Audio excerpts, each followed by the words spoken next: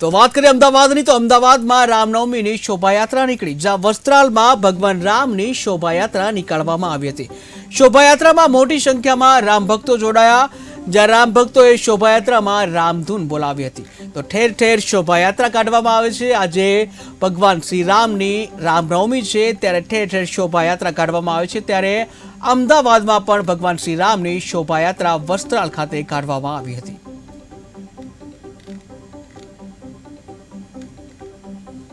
રામનવમી જન્મની ભાવપૂર્વક ઉજવણી કરવામાં આવી રહી છે. અમદાવાદ શહેરનું સૌથી મોટું રામજી મંદિર વસ્ત્રાલ ખાતે આવેલું છે. વસ્ત્રાલના જે રામના મહંત છે, હવે પૂજારી છે, એમની સાથે વાત કરીશું. પછી આનું શું મહત્વ છે અને રામજી મંદિર તમે કઈ રીતે તમે એની ઉજવણી કરો છો? રામનવમી એટલે આપણે બધાએ જાણીએ છીએ કે ભગવાન શ્રી રામનો પ્રાગટ્યોત્સવ, ભગવાનનો આજે અવતાર ધારણ થયો. જો શાસ્ત્ર એમ કહે છે કે વિપ્રધેનું સુર સંતહિત લીન્હ મનુજ અવતાર, પૃથ્વીનો ભાર હરણ કરવા, પૃથ્વી ઉપર જે પાપ વધી ગયા હતા એનો ભાર હરણ કરવા ભગવાનનો અવતાર થયો હતો.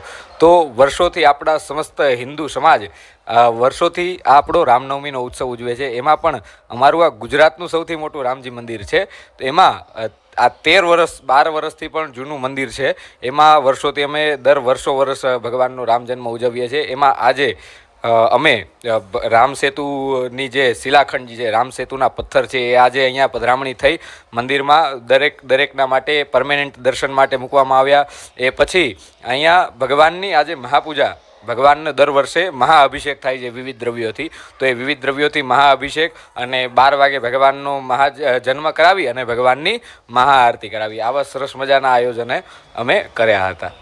શ્રીરામ ભગવાન મંદિર આપણે અયોધ્યામાં બનાવવામાં આવ્યું છે, જે સૌથી દુર્લભ છે. એની સાથે અમદાવાદનું આ મંદિર છે, એ વિશે આપ શું કહેશો? જેની રાહ વર્ષોથી હરિભક્તો જોતા હતા કે એની પાછળ કેટલાય બલિદાન આપ્યા, એ લોહી રેડ્યા, એ રામલલા આ વર્ષે બિરાજમાન થયા ભગવાન. તો એના જ માનમાં અમે પણ અહીંયા સરસ મજાનો રામોત્સવ ઉજવ્યો હતો. કદાચ અયોધ્યામાં પણ એટલું પબ્લિક નહીં હોય એટલું અમારા આ રામોત્સવમાં પબ્લિક હતું. અયોધ્યામાં પણ લિમિટેડ સંખ્યા હતી, પણ અહીંયા ઓછામાં ઓછું સમજો કે 1.5 થી 2 લાખ પબ્લિક તો 2 દિવસમાં દર્શન કરીને ગયું હતું. જેટલો આનંદ અયોધ્યામાં હતો એટલો જ આનંદ અમારી આ અયોધ્યામાં હતો. આ હતા મંદિરના મહંતશ્રી. એમનું કહેવું છે કે અયોધ્યા નગરી કરતાં વધતા હરીશ સાથે વૈશાલી રાણા, KTV ન્યૂઝ,